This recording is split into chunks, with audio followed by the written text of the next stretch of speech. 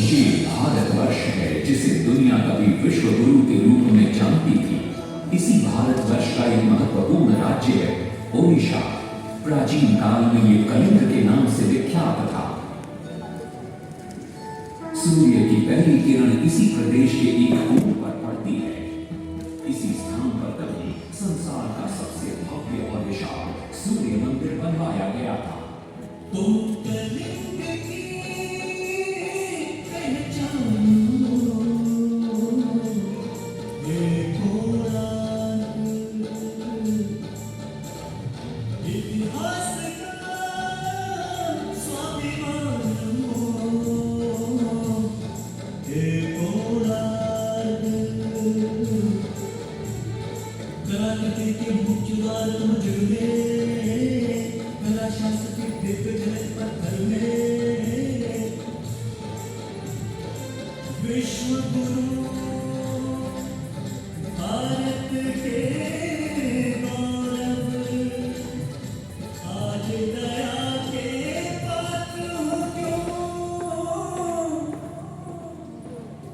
कोणार्क कोणार्क कोणार्क कोणार्क।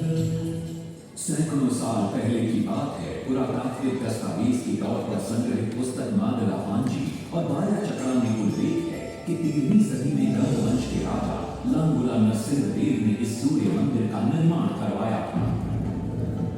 नरसिंहदेव युद्ध में बड़े प्रवीण और शक्तिशाली थे और मात्र 18 साल की उम्र में वे अपने पिता राजा अनंग भीमदेव की विशाल सेना के प्रधान सेनापति नियुक्त कर दिए गए थे।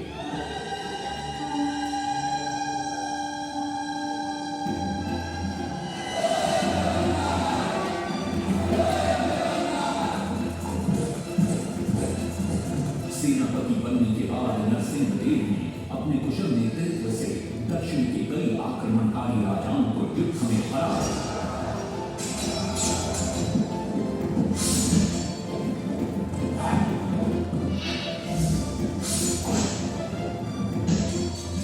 और उनके राजकोष पर कब्जा कर लिया।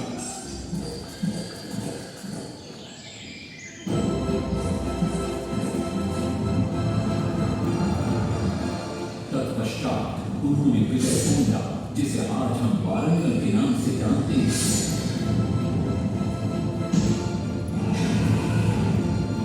कि काकतीय वंश के राजा गणपति को परास्त किया।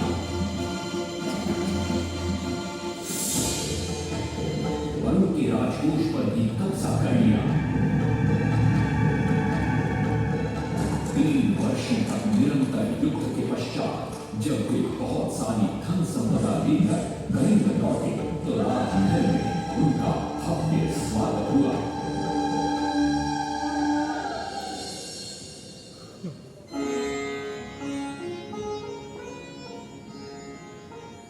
राजमाता कस्तूरी देवी भगवान श्री कृष्ण के पुत्र सांब बड़े ही सुंदर और सुकुमार थे।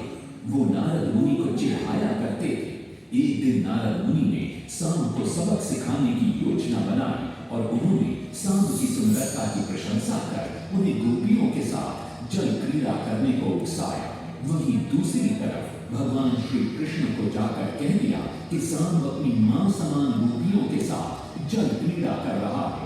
श्री कृष्ण इस बात से बहुत क्रोधित हो जाते हैं और वे सांब को श्राप दे देते हैं, जिस सुंदरता का तुम्हें अभिमान है वो तत्क्षण नष्ट हो जाए।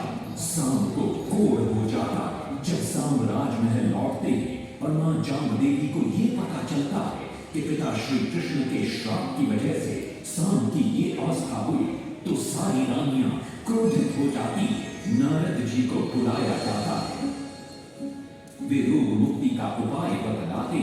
वे कहते हैं सूर्य की पहली किरण उग्र देश के एक कोण पर पड़ती है जिसका नाम कोणार्क है। सांब को वहीं जाकर सूर्य की आराधना करनी होगी।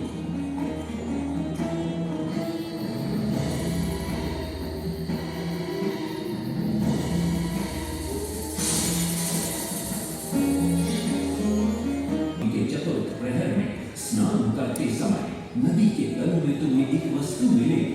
वो मेरा ही प्रतिरूप होगी। उसका स्पर्श पाते ही तुम इस कोढ़ रोग से मुक्त हो जाओगे। स्नान के पश्चात सांब जब नदी से बाहर आते हैं तो वो रोग मुक्त हो चुके होते हैं। उनके हाथ में एक छोटा सा पत्थर। उनके सुंदर और सुकुमार शरीर को देखकर सारे अनुचर और सिपाही प्रसन्न होते। सांब उस पत्थर को वहीं स्थापित कर एक छोटा सा मंदिर बनवाते। लेकिन जब उन्हें ज्ञात होता है कि सूर्य पूजा का विधि विधान यहाँ किसी को पता नहीं है तो वे चिंतित हो जाते। वे ध्यान में बैठते। सूर्य देव पुनः प्रकट होते और सांब के पूछने पर बतलाते कि दूर पश्चिम में साक्य देश के मागा ब्राह्मण पूजा की विधि विधान जानते हैं। सांब साक्य देश की ओर निकल पड़ते जो आज का ईरान है। महीनों की लंबी यात्रा के बाद सांब 18 मागा ब्राह्मण परिवारों को साथ लेकर कोणार्क लौटते हैं और सूर्य मंदिर में पूजा शुरू हो जाती है। राजमाता कस्तूरी देवी नरसिंह देव को बतलाती है कि विवाह के कई वर्षों बाद तक जब हम निसंतान थे मैंने भी उस सूर्य मंदिर में पूजा अर्चना की और तुम पुत्र रूप में मुझे प्राप्त हुए। माता की बात सुनकर नरसिंह देव मां को कोणार्क में संसार का सबसे भव्य और विशाल मंदिर बनाने का वचन देते। सदाशिव सामंतराय महापात्र जो शिवई सांतरा के नाम से लोकप्रिय थे वे अपने सहयोगी बीसू महाराणा के साथ मंदिर का प्रतिरूप बनाते और नरसिंह देव के समक्ष प्रस्तुत करते। नरसिंह देव मंदिर का प्रतिरूप देखकर अभिभूत हो जाते और शीघ्र मंदिर निर्माण कार्य आरंभ करने का आदेश देते। दूर दूर से बड़े बड़े पत्थर लाए गए, जितने पत्थर डाले गए सारे टूट गए। आपने को डाला उसमें डाले गए, नहीं पता डाला सारे टूट गए। सिर्फ एक शांत रात हुए परेशान, किसके दिमाग में बने। सिर्फ एक शांत रात हुए परेशान, किसके दिमाग में बने। एक दिन वे चिंतामग्न कोणार्क लौट रहे थे तभी उन्हें प्यास महसूस हुई।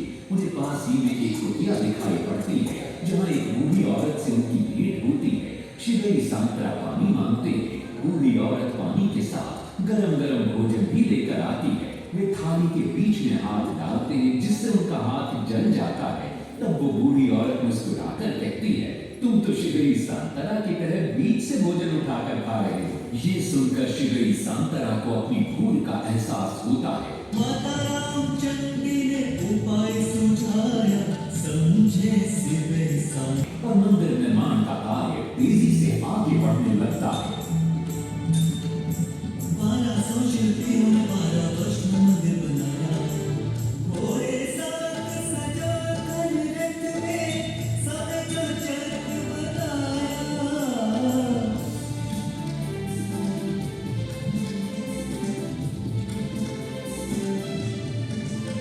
दूसरी तरफ कलिंग के उत्तर के राज्यों के नवाबों के बार बार राज्य पर आक्रमण हो रहे थे। इन आक्रमणों से क्रोधित होकर नरसिंह देव अपनी विशाल सेना को लेकर युद्ध के लिए निकल पड़े।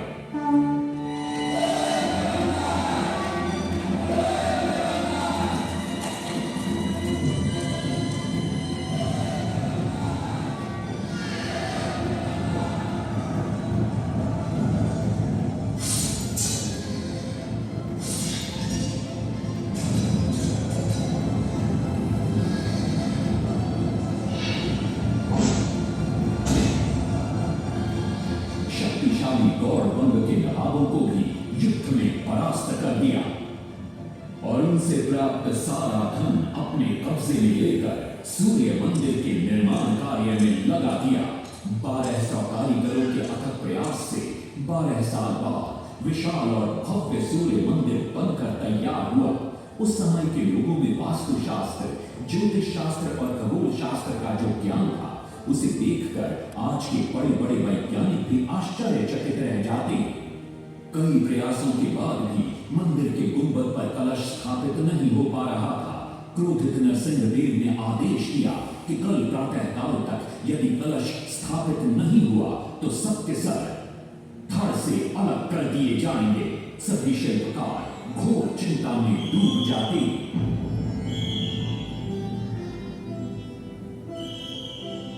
दूसरी तरफ मुख्य शिल्पकार वीसु महाराणा का 12 साल का बेटा धर्मपद सूर्य मंदिर के प्रतिरूप पर कलश बिठाकर प्रसन्न होता है और मां के सामने अपने पिता से मिलने की इच्छा व्यक्त करता है। मां अपने बागीचे के पेड़ पोटली में बांध कर देती है और कहती है, अपने कुत्ते बलिया को साथ लेकर कोणार्क जा।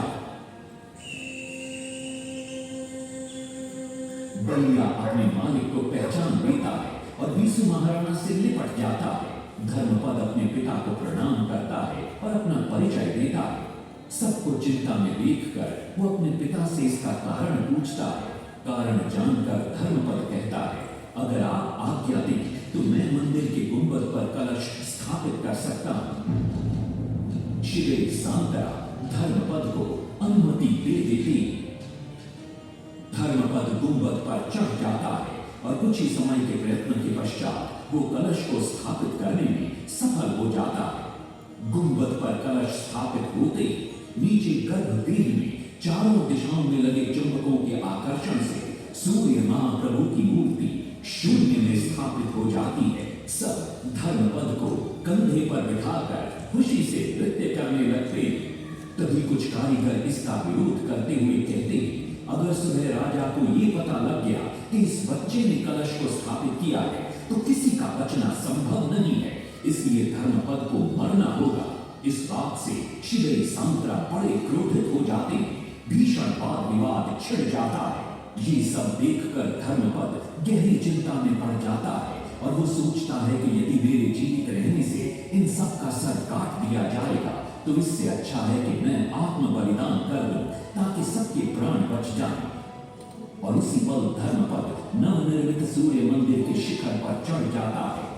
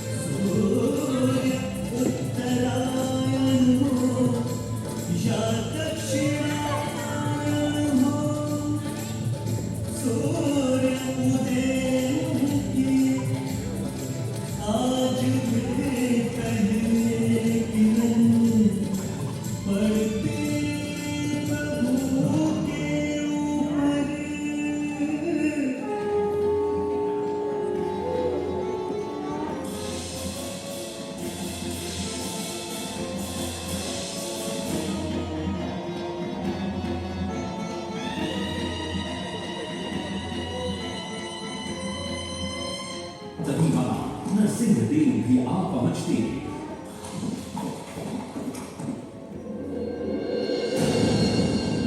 और सूर्य महाप्रभु को शून्य में स्थापित देख वे भी आनंद से भर जाते हैं और शिवे सांतरा की पूरी पूरी प्रशंसा करते हैं।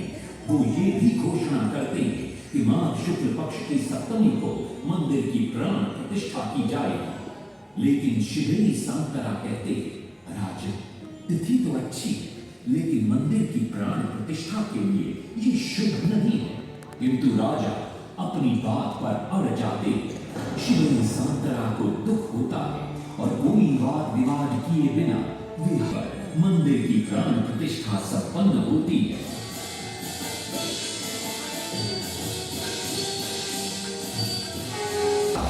सबसे पहले विराट सिंह की मूर्ति नीचे आ गिरती है। तत्पश्चात मंदिर की शिलाओं का गिरना भी शुरू हो जाता है। नरसिंहदेव को अब समझ में आता है कि शिवे सांतरा का कहना सही था, लेकिन देर हो चुकी थी। बहुत साल बाद मंदिर के आसपास जंगल उगा और ये मंदिर घने जंगलों के बीच छुप गया। जब अंग्रेजों ने जंगल के बीच इस मंदिर को देखा तो उन्होंने इसका पुनरुद्धार किया। आज आप उसी विशाल मंदिर के भग्नावशेष देख रहे हैं। ये है इस प्रसिद्ध मंदिर की कथा। अब इस कथा में कितनी सत्यता है और कितनी कल्पना है ये तो किसी को नहीं मालूम, लेकिन ओडिशा की जन श्रुतियों में यही कथा विद्यमान है। तुम कल